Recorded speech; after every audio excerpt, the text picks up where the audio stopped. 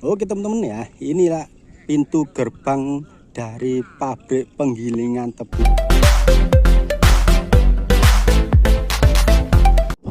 Assalamualaikum warahmatullahi wabarakatuh. Salam rahayu, salam jelajahi Nusantara. Kali ini saya berada di Kecamatan Jetis, Kabupaten Mojokerto, Desa Perning. Nah, di sini ada tempat sejarah di mana itu ada sebuah pabrik penggilingan tebu peninggalan zaman Belanda atau zaman penjajahan.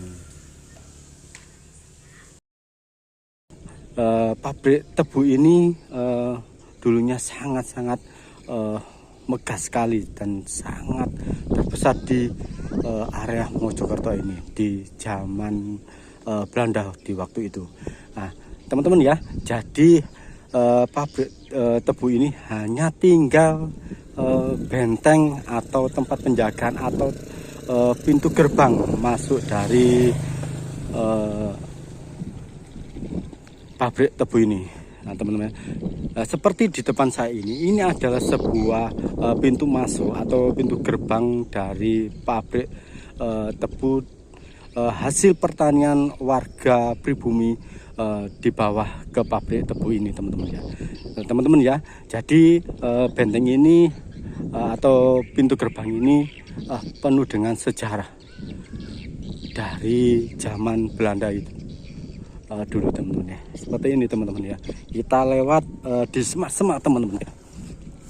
Kita akan menuju ke pintu gerbangnya ya, teman-teman.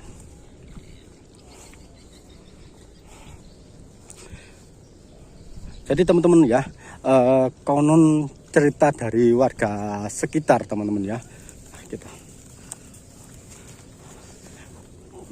pintu gerbang atau benteng untuk penjagaan ini kalau malam banyak terjadi penampakan makhluk gaib atau yang disebut sering menampakkan diri itu noni-noni Belanda ya teman-teman ya.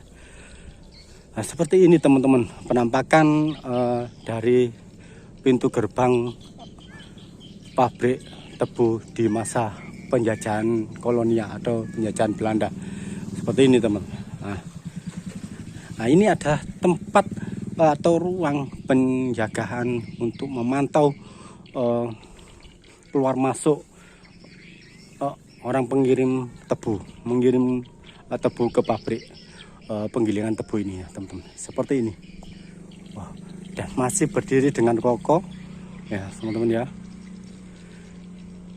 Dan hanya menyisakan benteng atau penjagaan. Pabriknya sudah runtuh menjadi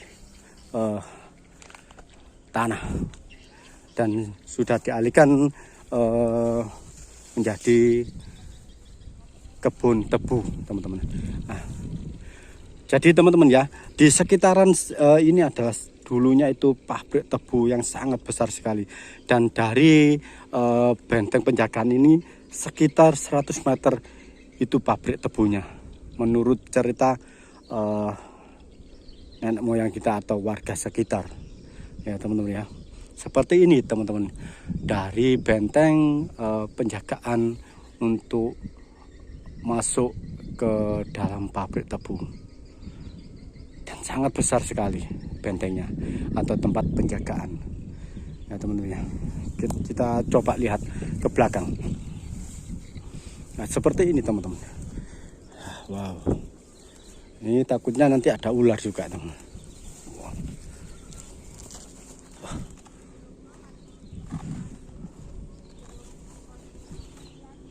Nah seperti ini. Dan ini teman-teman ya, ini sudah cukup lama sekali berdiri di tanah di Kecamatan Jetis ini dari zaman penjajahan ya teman-teman ya. Wow seperti ini. Nah seperti ini ya teman-teman ya, batu batanya ya, dan pembangunannya itu sangat kokoh dan sangat kuat sekali teman-teman. Wow seperti ini. Dan di sekitar ini sudah ditanami tebu semua ya teman-teman ya. Jadi seperti ini. Dan juga masih sebenarnya masih ada sisa-sisa dari bangunan pabrik tebu ini. Nanti kita ke sana teman-teman ya. Kita coba lihat peninggalan di zaman era penjajahan atau zaman Belanda teman-teman ya. Sobat Jelajah Nusantara, jangan kemana-mana, ikuti terus Jelajah Nusantara. Kita lanjut review tempat peninggalan Belanda di masa itu ya. Coba kita ke sisi timur teman-teman ya. Wah.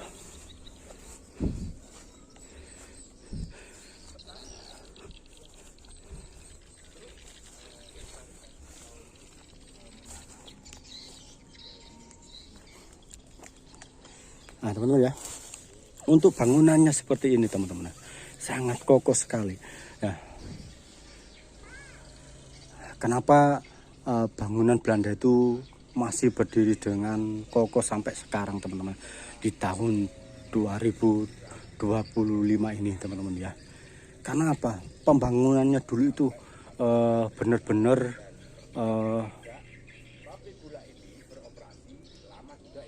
memakai semen yang sangat banyak ya. Oke teman-teman ya. Kalau kita melihat batu bata merahnya juga cukup besar sekali, tipis ya, dan memang sangat kuat karena bisa diduga teman-teman banyak sekali bebatuan candi yang dibuat bangunan ulang, entah itu rumah, entah itu untuk kantor atau monumen di zaman Belanda. Memang di Mojokerto khususnya teman-teman ya, banyak sekali ditemukan bata merah kuno yang menumpuk bergeletak, memang bekas candi ya. Kadang dibuat jembatan oleh Belanda, ada juga dibuat bangunan. Kita akan masuk ya. Ini loh. Aduh. Ternyata teman-teman ini bukan pintu gerbang, bukan kantor ya. Ini bangunannya bulat. Tempat penjagaan Kang. Oh, berarti ya, ini pos ya? Iya, tempat penjagaan atau tempat memantau mungkin. Oh, gitu. Gitu ya. Tapi kalau ini perusahaan tebu, ya mungkin untuk satpam. Iya, untuk satpam. Kalau untuk memantau kan pertahanan berarti. Dan uniknya teman-teman, bata merahnya ya, itu juga melengkung. Ini bunder ya, bunder ser. Nggak melengkung seperti ini. Cara menatanya sangat rapi ya, Ya, bener. Ya memang tukang zaman dulu ya, walaupun dikepui, romusa atau kerja paksa, itu memang harus super bagus. Kalau nggak bagus suruh bongkar ya sama Belanda ini. Benar. Dan di dalamnya ini apa ya kira-kira ya? Oh, ada ular Kang. Iya. Memang kalau kita lihat teman-teman ya, bata merahnya itu tipis. Seperti zaman sekarang ya Kang. Iya. Batu batanya merahnya ya. Iya. Agak tipis. Itu memang Ya. ada juga di bangunan Majapahit yang bata merahnya itu tipis banget, ada Kang. Gitu ya. Ada. Hanya lebar. Iya. Ukuran dimensinya lebar. Tapi yang sering saya lihat Kang, batu merah zaman dahulu itu tebal-tebal. Ada, Dan juga ya? besar. Betul, gitu. betul. Ada yang memang sangat tebal, itu sebelum Majapahit. Sebelum Majapahit itu tebal dan lebar, besar ya. Besar ya. Seperti kayak bangunan sumur, seperti di mana lagi ya, ada banyak sekali ditemukan candi itu bata merahnya tipis-tipis sekali. Tipis sekali, itu memang banyak sekali. Ya mungkin kalau kita melihat ya teman-teman, dari pengrajinnya atau dari tempat geografisnya yang menentukan harus dibangun besar atau kecilnya. Dan kebiasaan teman-teman ya, kalau di lereng gunung atau di dataran tinggi itu biasanya kalau candi itu memakai batu andesit Kang. sudah tidak bata merah lagi. Jadi bukan bata merah lagi ya, Bukan. teman? Ya. Kalau di dataran tinggi itu kebanyakan. Ya, seperti kalau kita melihat di Gunung Penanggungan ya, ke atas itu kan semuanya pakai batu andesit. Andesit ya. Dan ada juga sebagian mungkin dari pelataran ya, itu batu bata merah. Jadi seperti ini kalau kita melihat ya teman-teman, ternyata di dalamnya itu bundar. Dan ini mungkin pos penjagaannya ya, bukan pintu gerbang masuk teman-teman. Oh, unik ya. Dan ini masih kokoh. Ya, dan pintu gerbangnya sudah runtuh ya, teman. Mungkin Jadi sudah tidak ada di lagi pertengahan itu. ini ya, di sebelah sini ya gerbangnya. Tetapi anehnya kan kalau misalnya pintu penjagaan biasanya kan hanya 2 ya. Iya, 2. Biasanya Ini 2. 1. Dan tadi masyarakat bilang masih ada bekas emas dan masih dipakai sampai sekarang. Itu nanti kita akan telusuri juga, sekalian langsung kita masuk ke produksinya, pabriknya. Itu masih ada. Masih ada kan? Masih ada. Pabrik tebunya itu Pabrik ya. tebunya ya. Ternyata masih ada, teman-teman ya. Nanti kita telusuri ke sana, teman-teman. Ini sumbu hati ya. Oh, kan banyak duri kan. Ini juga bangunan kan. Ya ini teman-teman ya, kalau kita bisa melihat di situ ada, ini sebetulnya bukan irigasi ya. Iya. Hanya saja ini memang digali teman-teman.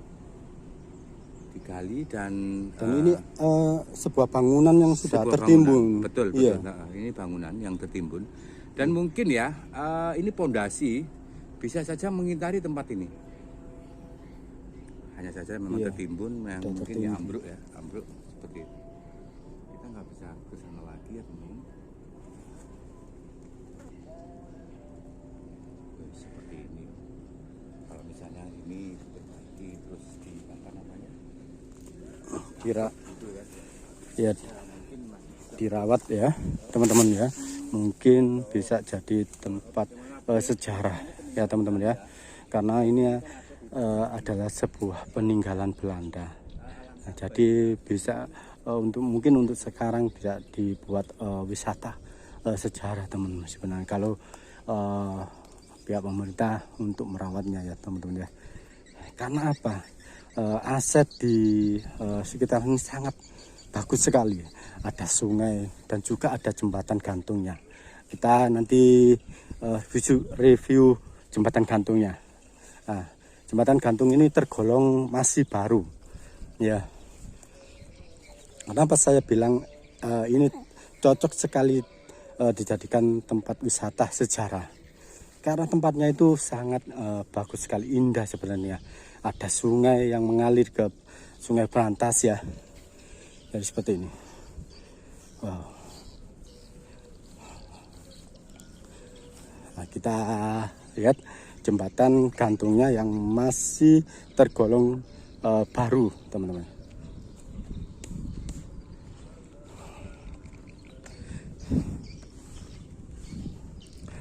Nah, ini teman-teman ya. Nah, ini jembatan gantung masih tergolong baru yang dibangun sekitar 3 tahun atau 2 tahun ya, dari mungkin tahun 2000 ya, teman-teman ya. Masih tergolong baru. Jadi sangat bagus sekali kalau tempat ini dijadikan wisata sejarah, karena ada sebuah sejarah pabrik gula di zaman penjajahan Belanda, dan bentengnya masih berdiri dengan kokoh seperti itu, teman-teman sobat jelajah Nusantara ya. Kita langsung ke sana.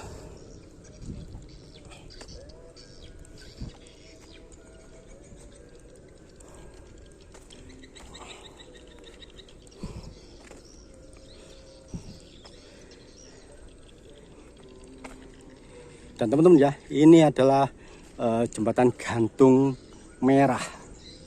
Kenapa saya namakan jembatan gantung merah? Karena tiang jembatan ini berwarna merah, merah putih ya.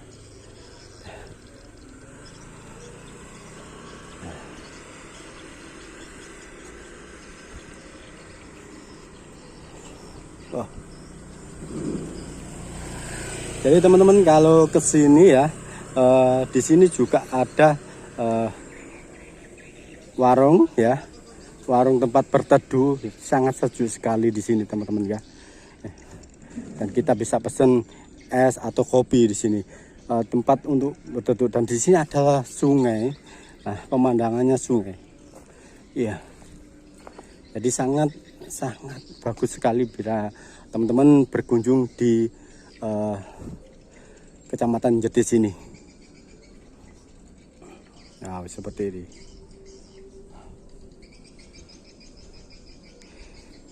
Nah, penampakan kalau dari sini seperti ini, teman-teman. Nah, jadi cocok sekali dijadikan wisata sejarah. Bekas penggilingan tebu atau pabrik tebu di masa kolonial. Oke teman-teman, itu saja yang bisa saya sampaikan dari Kecamatan Jetis, Kabupaten Mojokerto. Wassalamualaikum warahmatullahi wabarakatuh.